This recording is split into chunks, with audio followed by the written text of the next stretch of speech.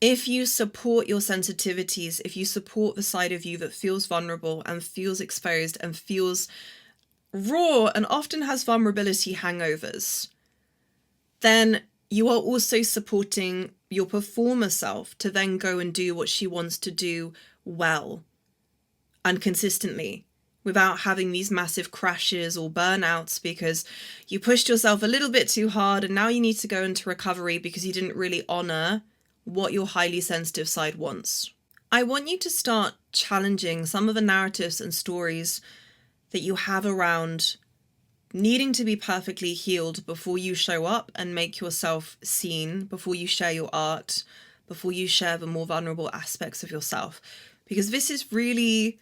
the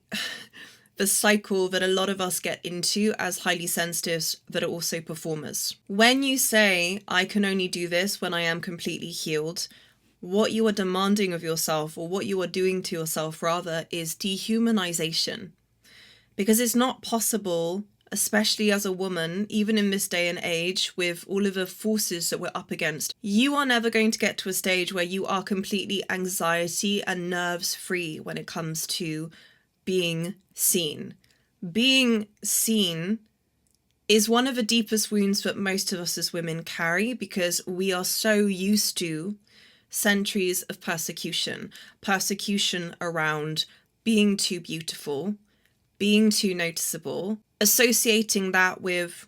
getting into trouble, being disliked, being too much, too big,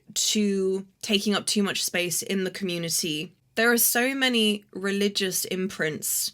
obviously patriarchal imprints, that have caused us as women to associate with being highly successful and being highly visible as something that's going to ultimately eventually result in something negative. And you're never going to get to a stage where you can do this, where you're just going to be completely nerve and anxiety free.